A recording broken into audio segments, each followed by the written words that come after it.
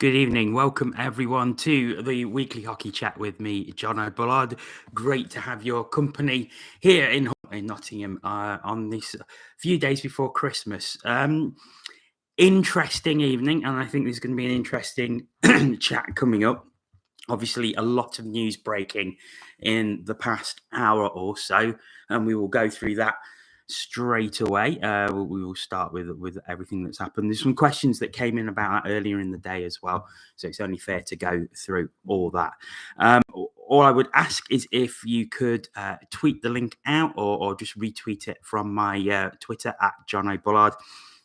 Would very much appreciate you doing that to get as many people here as we can to keep the discussion going, and also so that as many people can see it and click in. So please, if you could tweet it out at John O'Bullard is my Twitter handle. If you've got any questions or comments or discussion, please use the chat on the right hand side, and also you can come in and use my Twitter as well at John O'Bullard. I am monitoring that on TweetDeck as I do this. So plenty of ways you can get your comments in.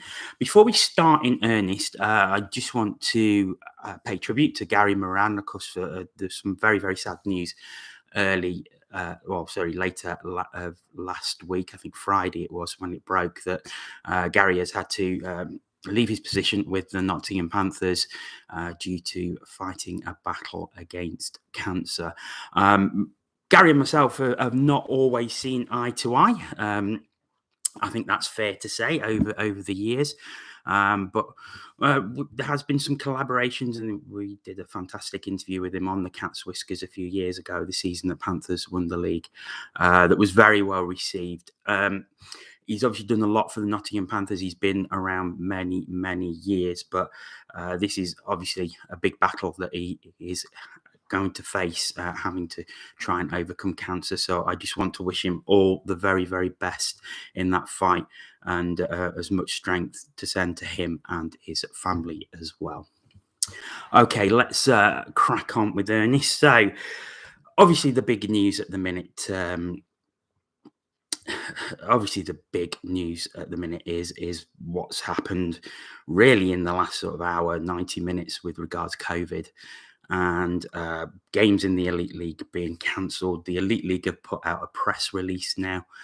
The double header between Belfast and Sheffield has been cancelled, which is a real blow for all those Steelers fans who are going over for the double header.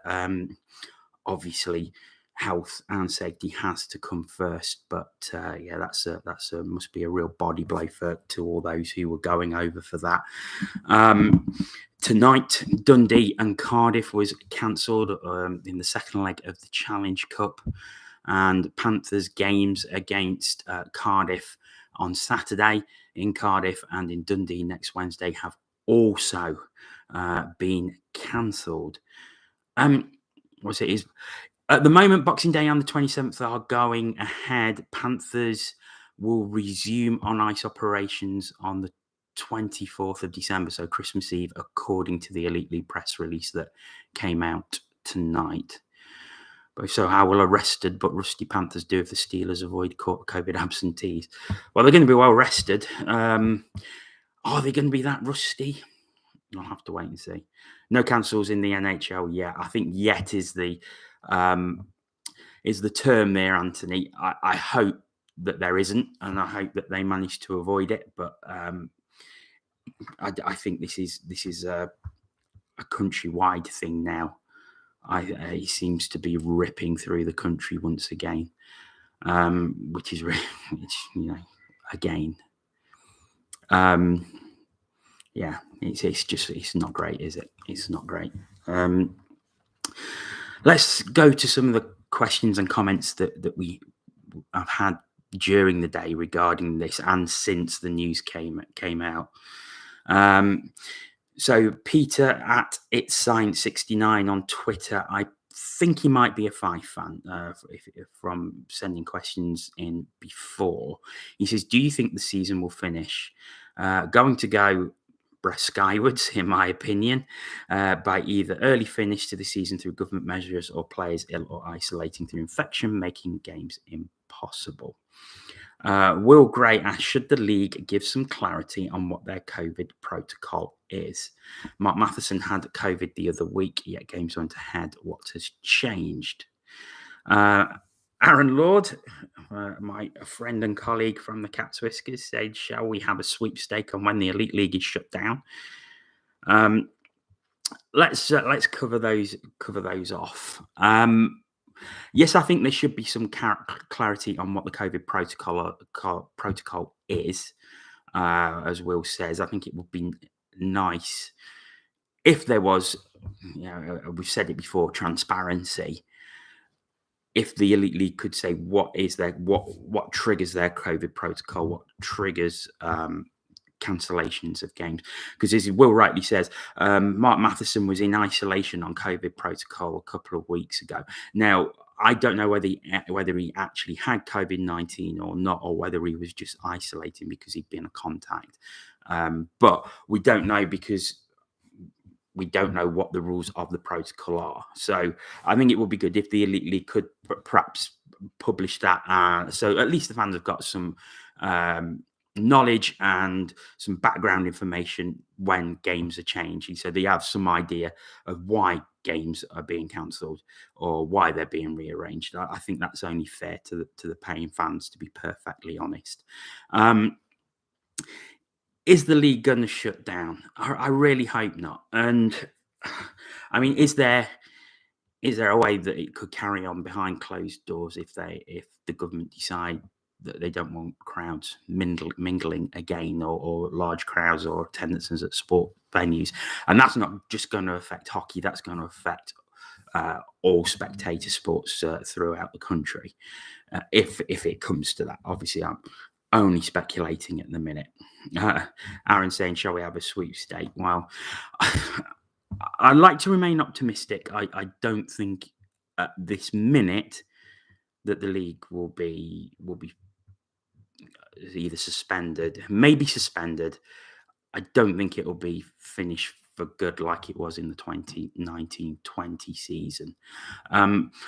I think, and I don't know what. Let me know what you think in the chat box about this. But this is what I think. I think, would it be a good idea now to say have a 2-week fire break, so that there's no games for a couple of weeks? I know it's over Christmas. I know there's a big fixture schedule. It would massively increase fixture congestion. But is it wise to probably nip this in the bud now? Have a 2-week break where players isolate in their team groups, and then come back in 2 weeks when hopefully everybody is clear. But then I suppose if the infection is still running rampant throughout the country, it brings more risks. I was just typing that. Great minds, Anthony. You know. So I don't know what the answer is. It's an ever-changing feast. Government regulations are changing on what almost seems a daily basis now. As Glyn puts in the chat there, over 78,000 infections today. That is a huge jump from the 50,000 it was the day before. So I think it's just something where you have to look at what is happening. You have to look at the rate of cases, hospitalizations, and then make a call from that. It's going to be an ever-moving feast, I think, over the next few weeks. And I think the league and all sports in general are going to have to just basically play it by ear and see what happens. Because let's face it, prior to tonight, because obviously Panthers against Manchester was supposed to be being played at the NIC this evening, that was the first game that had been called off because of COVID this season, and now others are starting to fall. So, is it a blip, or is it something that may go like a domino effect where there's a lot of games called off? I really, really hope not. because it's going to cause a lot of fixture congestion down the line. It already is. So we shall. I guess we shall see what happens over the next few days.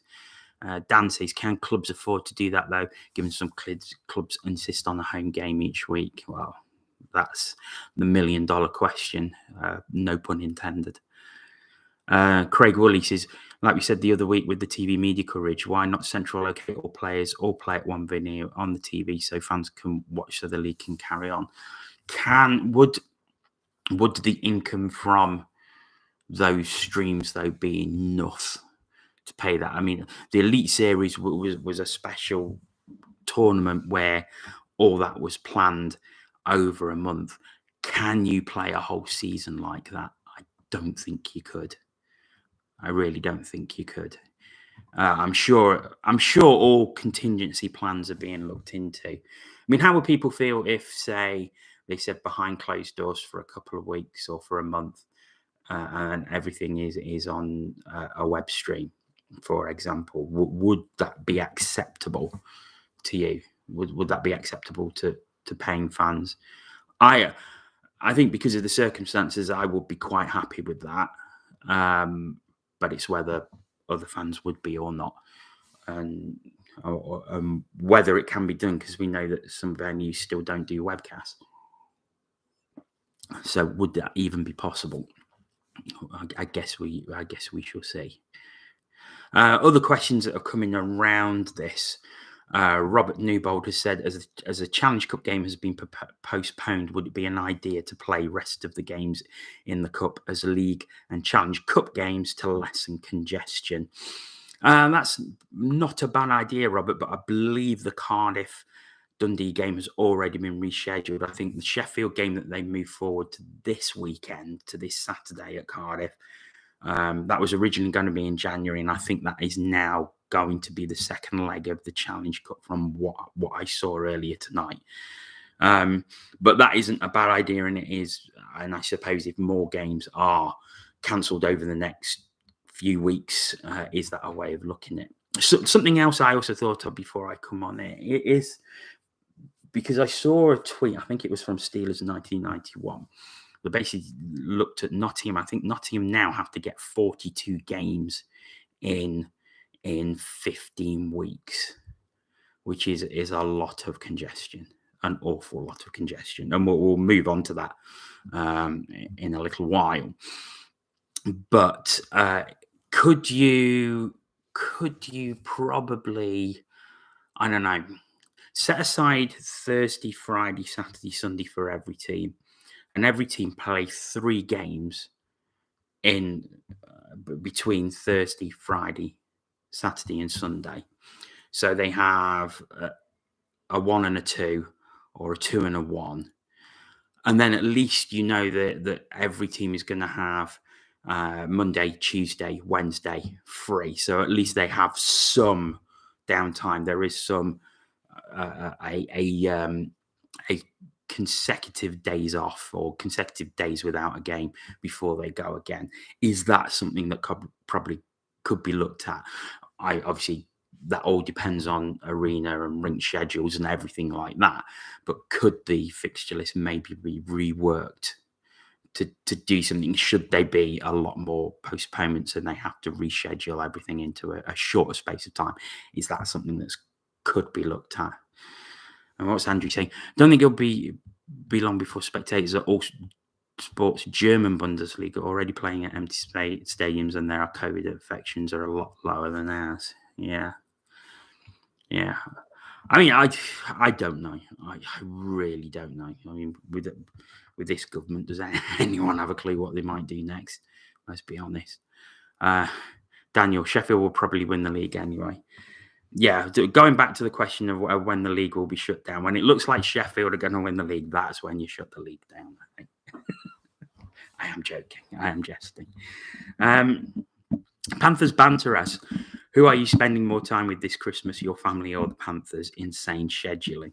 Yeah, should Panthers come back, they will be playing, I think, on the 26th, 27th, 29th, and 31st of December, and then the 2nd and 3rd of January. So I think it's something like 7 games in 9 days. It's a ridiculous number of games in a very short space of time. Great idea to reduce the rosters, wasn't it, this season? And have roster limits. That's really turned out to be great timing, that one. Will I be spending more time with my family or the Panthers? Well, I'm actually scheduled to commentate on 2 Storm games in between Christmas and New Year, on Boxing Day and their New Year's Day home game against Steelers. So I'll be getting some Storm hockey in as well. I will be seeing a lot of hockey over the festivities. Should it all go ahead, I will be at a lot of hockey games over the next couple of weeks. What will the government do? Sit in this room and think very hard about it together with our thinking music and thinking wine. And don't forget the Secret Santa as well. Craig Woolley, I think fitness-wise and injuries wouldn't cope with mass matches. I think that's a really good point. Squads just aren't big enough. I think it would be really good if the Elite League could give some special dispensation. I'm not talking about getting more imports over, but maybe temporarily increase the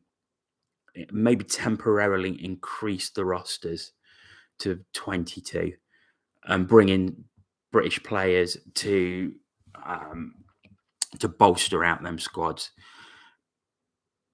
I don't know. I know they said 19, and I know the rules are in place, but I just think from a point of view that there is now probably going to be a lot of games cancelled, and they are going to have to be rescheduled, and there's going to be a lot of games in a short period of time. Surely the sensible thing would be to increase the bench sizes, because you are going to be in a situation, as many teams have already experienced, where they will get a lot of injuries. Lockdown from January, calling it now. I really hope not. I'm sort of hanging on the fact that hopefully this strain is less serious and doesn't give a serious symptoms. But we'll have to wait and see. So that Guildford player just gone into COVID protocol. Is that official, Dan? Oh yes, I've just seen it. Flames defenseman Alex Yulee placed in COVID protocol. Flames weekend schedule still to proceed as planned. Coventry Blaze on Saturday, then home to Five Flies on Sunday. So that's one player.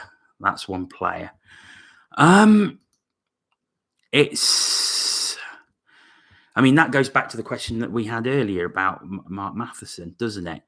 You know, if it's just one player, as long as they're isolating, and I guess the rest of the team have to do regular tests or lateral flow tests, I would assume, every day. And okay, they can carry on. I guess if it's multiple players, that's when it becomes a problem. And I think that's what they've said at Panthers. I think it's 5 players at Panthers. No idea how many it is at Belfast and at Dundee. I'm sure that information will come out. But yeah, it's not good, is it? And I have got other questions on other subjects that I will go through, but this is obviously the big breaking story at the moment. And I guess the worst thing about it is we just don't know what's going to happen, because it seems to be changing at a great pace. And I'm sure tomorrow, when people are watching this on playback, it'll probably be completely different again, and maybe more games will have fallen victim. I really hope not, but it seems to be going that way. It's not good at all. And the thing is, the thing what I was saying earlier about transparency as well, I think the fact is best to have the facts out there, because then you lead to speculation. And with social media being the way it is, speculation that can often contain untruths then suddenly become fact. And that is when it gets difficult. And that's when you have to sort the wheat from the chaff. And that's when things that may not necessarily be true are taken as true. So, I mean, we have played all those teams recently, including Guildford in the last 2 weeks. Yeah, we played Guildford on Saturday.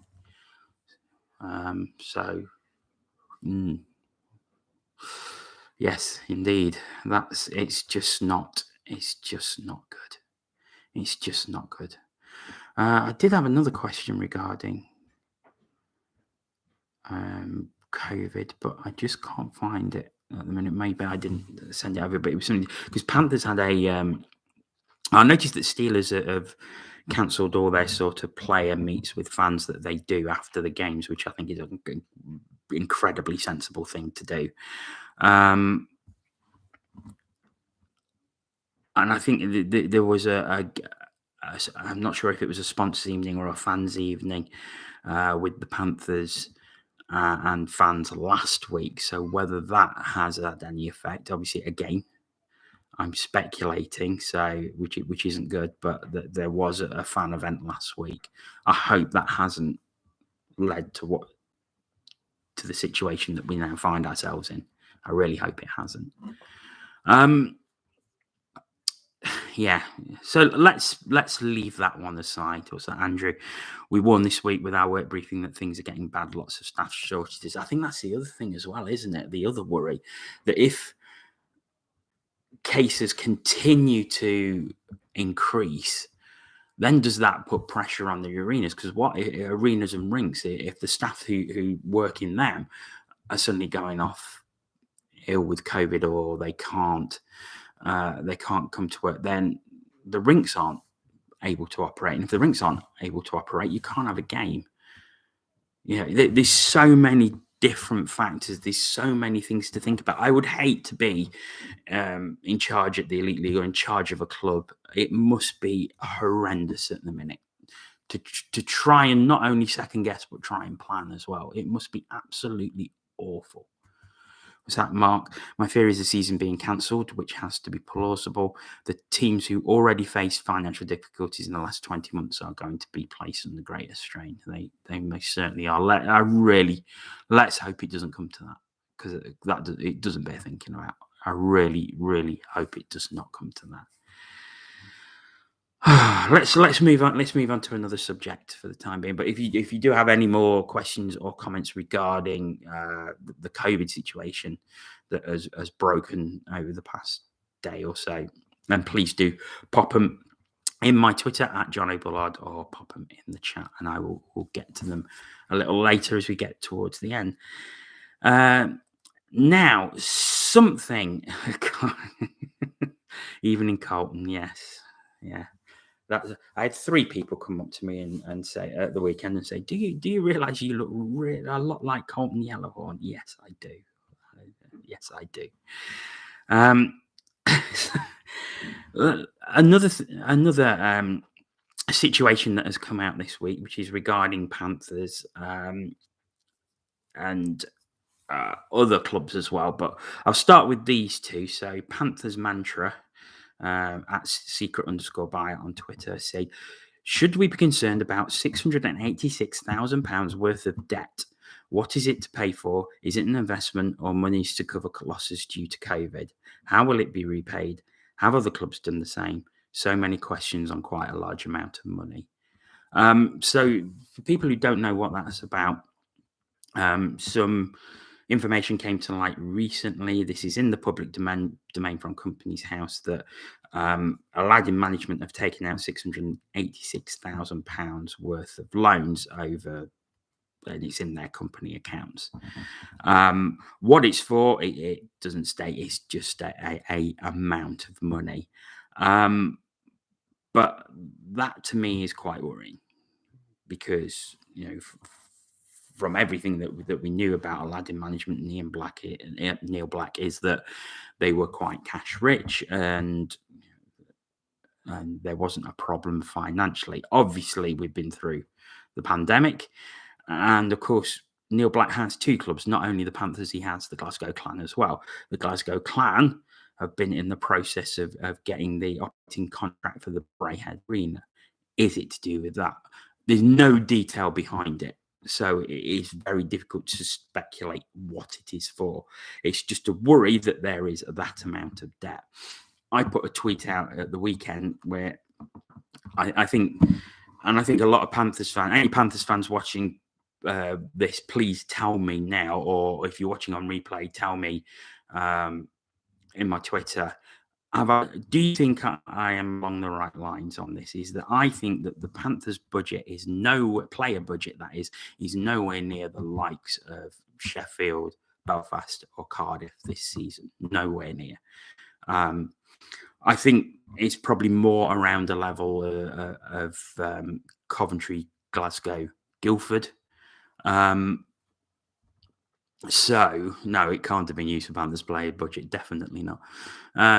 So I think it's more around the budget of those three clubs, which is why we cracking game on Saturday with Guildford. I really enjoyed it, but then we go to Belfast on Sunday and get absolutely thrashed. Let's be honest. I didn't watch it on the webcast, and I'm glad I didn't now. But 7-2 is a bit of a tonking, considering that Belfast was short benched as well. All on Welsh, maybe. No, I don't think it is. But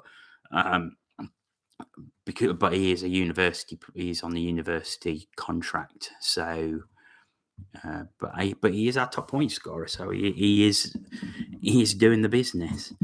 But I think if you just look at player to player, roster to roster, the Panthers roster is lacking certainly compared to the likes of Belfast and Sheffield, without a doubt. So is that a link into this? Is this why our budget may have been cut because there's this debt? I don't know. I mean, Neil Black is very secretive around finances, as he has every right to be. It's his business. But it does create a lot of questions, and it is quite worrying. And I must admit, when I saw it, I was quite concerned, because you sort of didn't expect that. It came a bit out of the blue. That moves on to another question from Ian Pigeon, who a lot of people will know as Pidge on various forums and social media. He says, "Is it time Black sold up?" I said this last season, or prior to the COVID lockdown, that I think the Panthers need some fresh ideas. And I think it needs some new blood. Now, whether he wanted to sell up and how much he wants for it, that could be two completely different questions. But I mean, Neil Black has been the owner of the Nottingham Panthers for 23 years, I think. And it could be a case of be careful what you wish for. But when I can't help but feel envious when I see the likes of the owners at Cardiff and the way they go about their business and the way they have bought Cardiff to be just an incredibly competitive club that compete on all fronts. And I'd love that for the Panthers. I'd love to see that at the Panthers. Will he sell? I don't know. How much would he want for it? I don't know, but I can't see him giving it away for peanuts at all if he wanted to sell. So to answer the question, yes, I think I would like to see a new owner at the Panthers to bring some fresh ideas and fresh blood. It is my personal opinion. May not be everybody's. That's just mine. But I don't think. But to be honest, I don't think it will happen in the short to medium term. It is the way I see it. This leads on to a great question that I had yesterday from Colin Lundy, who is a Fife fan, and these are the sort of questions that I really love getting, because they're ones that I can really get my teeth into and discuss. And he says, with there being fan unrest in the league, I've seen Fife and Nottingham not happy with ownerships this week. Do you think there will ever come a time when an elite league club could become fan-owned in the same way some football clubs have gone? Fife certainly need change, and I wonder if it could possibly work in your opinion. Or do Fife just need a clean sweep of the decks, new owners in, Todd moved into a director of hockey role, and a coach with fresh ideas and connections brought in to properly change things up? It is a great question. Do I think there will ever come a time when an elite league club could be fan owned? Yes, I think it could happen. I can't see it with one of the arena clubs. I couldn't see it at Nottingham. I couldn't see it at Sheffield. I couldn't see it at Belfast. Couldn't see it at Cardiff.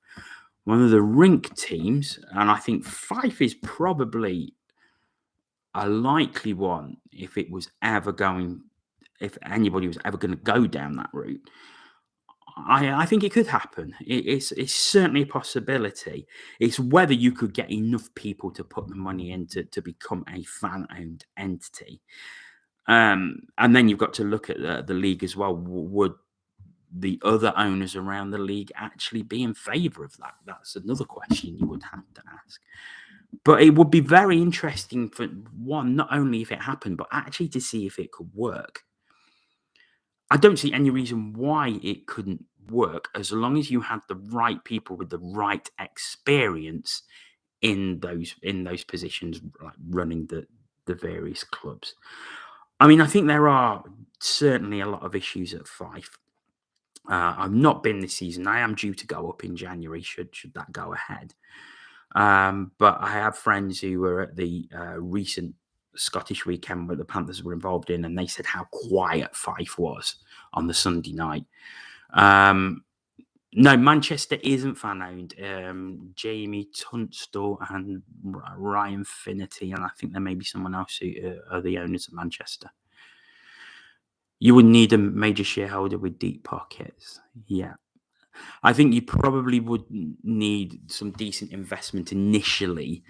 But then we should, I suppose it depends if you could get the crowd back in, if you could get the cash flow going, if you could get the money in to actually run it as a profitable or a break-even going concern. It's difficult, but yeah, I do think it could be done. It'd be really interesting to see if it could be done. But I do think Fife do need some new ideas, and maybe a clean sweep of the decks is what they need.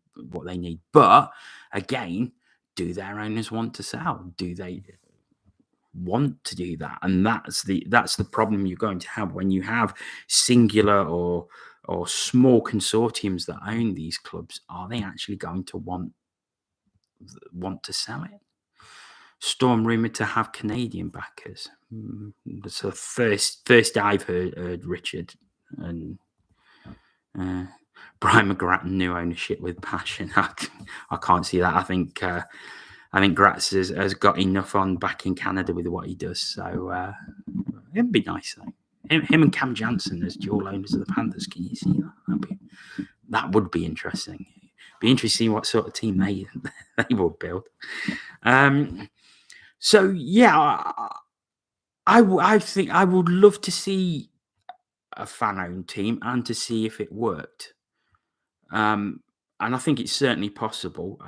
Like I say, I think it would have to be one of the rink teams though, rather than one of the arena clubs. But you know, why not? Why not? Indeed. Couple of questions regarding the Belfast Panthers game from Sunday. David Majimsey, who is part of the A View from the Bridge podcast, so check them out on Twitter at AVFTB. He says, do you agree that the Kevin Carr incident was solely the fault of JC Brassard? So Kevin Carr got injured in the game on Sunday. Boucher of Belfast bearing down on goal. Brassard comes in, looks to try and push him to the side, and ends up sort of pushing him into Kevin Carr, and Kevin Carr got injured in the incident. To be honest, I don't think there's any fault can really be laid at anybody for that. It's a hockey incident. Boucher had every right to go for the puck. He was bearing in on goal. Brassard comes in as the defenseman, just can't quite push him to the side and ends up pushing him in the back, which bundles him into Carr. I think for me, in my opinion, it just goes down as a hockey incident with no real blame attached, and it's just unfortunate that Kevin Carr got an injury from it, as far as I'm concerned. Craig Harrison asks, will Panthers need a new netminder just in case? I guess we'll see what happens. I mean, he's now got until the Boxing Day is now Panthers' next scheduled game, so he's got plenty of time to recover. If he's not going to recover, then I would think that Panthers are probably, or Guidi said, he's probably already looking for a replacement, possibly, if Kevin Carr is not going to be ready. On that basis, though, I noticed that Matt Ginn of Manchester has started training again after an injury. So could it be that he will come back into Manchester, which leaves Jason Bakashua, who has been filling in at the Storm? Could he be then available to come and fill in for Kevin Carr should he need to? So I think that's some development to watch with interest, to be perfectly honest, because Bakashua is a very, very good netminder. I mean, you may be 39 years old, but ex-NHL. So, very, very good pedigree. So is that a possibility? I guess we shall have to wait and see on that one and see who actually does skate out for the Panthers on Boxing Day. One more question left, and it comes from Panthers announcer Ken Feast. And I think we'll end with a bit of humour because, let's face it, after everything that's happened today, we need a bit of humour. So Ken asks, who looks more like Meatloaf, Barry Brust or Meatloaf? And I think this comes from the Dobbs decision at the weekend for Barry Brust of the Steelers, who got a 1-game ban for, well, I think it was using the blocker, but it was more of a cross-check to the neck, wasn't it? I think the ban was fair enough. And I also hope they've got the sniper that sneaked into Sheffield Arena on Saturday and shot Barry Brust the way he went down. I think he should have just got a 1-game ban for that, to be perfectly honest.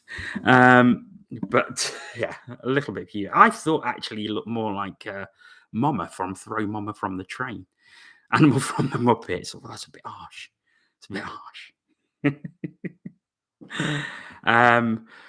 So yeah, I mean, in all seriousness, what a turnaround Barry Brust has had in his short Steelers career. He didn't start the best, but he's making up for it now. Apparently, putting in some absolutely stellar performances at the minute. And what a net-minding duo they have, because Rock Stevanovic is doing the business as well. So it just goes to show, doesn't it? We're talking about teams and the budget they put in and the different abilities and pedigrees of each roster, and Sheffield, the 2 quality netminders. Look, Barry Brust gets a 1-game ban, they can just bring Stevanovic in. it's a like for like replacement, pretty much. What's that? Best mullet in the league, Taylor Doherty. Liability but retro hair. Yeah, definitely.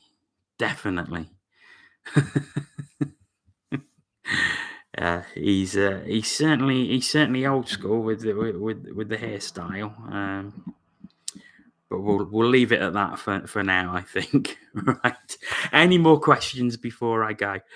Barry looks like Goonies' mum. Yeah, well, I think Throw Mama from the Train. I think it's the same person. I'm pretty sure it is anyway. Any more questions before I go? Just pop them in the chat. Hoping to have one next week. Obviously, it's Christmas week. Got a lot on. Hopefully, fingers crossed. Whether I find the time to actually do one, I hope I can. It will probably be Tuesday, if any day at all. But I like I say, I am hoping to do one next week in the run up to Christmas. So, any further questions? What did I make of the McNally ban in the Stars versus Devils game? Oh, interesting question. Yeah, I think everybody's seen that one. You know what? I watched it and I just thought, is that it? Because there's a bit of pushing and shoving, but there was nothing there that I really thought, oh, that's bad. And I think the way that the game has gone, I think 2 games is fair enough. if that happened 10 years ago, 20 years ago, nothing happens. Nothing happens at all. So, yeah, I didn't think much of it. And I mean, I think the interesting thing is when the bottle was thrown at him and the fan comes running down. And I think fair play to Josh Batch for stopping that, because I think if he'd have got hold of that fan, then that would have been incredibly serious. But obviously, nothing happened there. Josh Batch ushered him away. So I think in that respect, nothing should happen there. But yeah, I just didn't think it. I think it was much ado about nothing, is my personal opinion. And I know there was a lot of seemed to be fan meltdown about it, but I just thought there's not a lot in that, really. Not a lot in that. Andrew, what have I made of the under-20s? I didn't watch the game against Lithuania yesterday because I had something on halfway through, so I didn't buy the webcast. I did buy the webcast for the Spain game. I thought GB were excellent in that. Bit of a nervous start and went 1-0 down, but once they got into their stride, they were absolutely superb. Logan Nielsen had a fantastic game. Zane McKenzie was brilliant. Jack Hopkins had a really good game. Lindgren had a really good game. Liam Stanton was fantastic as captain. So yeah, I really enjoyed it. I've not seen any of the Lithuania game or highlights as yet, but I will probably buy the game tomorrow. I think it's Korea tomorrow, isn't it? So I will probably watch the webcast of that and look forward to that. That should be quite a close game, I think. McNulty from Storm to Devils. I can't say I'm surprised, because the games I've been to with Storm, I've not really noticed McNulty at all. But I know Devils had a slot with an injury, so it makes sense for him to go there as a body, I suppose. But yeah, I can't see him staying at the Devils unless he really impresses once the injured reserve time is up, if I'm honest. So, okay, 42 minutes in, 2:30 UK time. Yes, for the crew. I think it's €4 for the webcast. Follow at Team GB Ice Hockey on Twitter. They will post a link. I will retweet it from my Twitter at Johnny Bullard. Mark will be doing GIFs and has been doing previews and match reviews on his website. So Mark, just pop the web address if you can in the comments, so people can direct people to that. So yeah, there's going to be plenty of coverage available of that tomorrow afternoon, but it's only €4 for the webcast, so it's well worth it. I think some people have been struggling to get it to work though, but it worked fine for me on Monday. But I think quite a few people were having problems with it. But yeah, it's only €4, so well worth it to watch the GB under-20s. Okay, I am going to leave it there for now. Thank you so much for joining me. Hopefully, I'll be along next week. If you do see the link out, if you could retweet it out so people can watch it after the event, that would be very, very much appreciated. But for now, thank you so much for watching. Stay safe more than anything. Look after yourselves. And if you are lucky enough to get to a game this weekend, I hope you enjoy it. And I will see you all and speak to you very soon. Take care, everyone. Good night.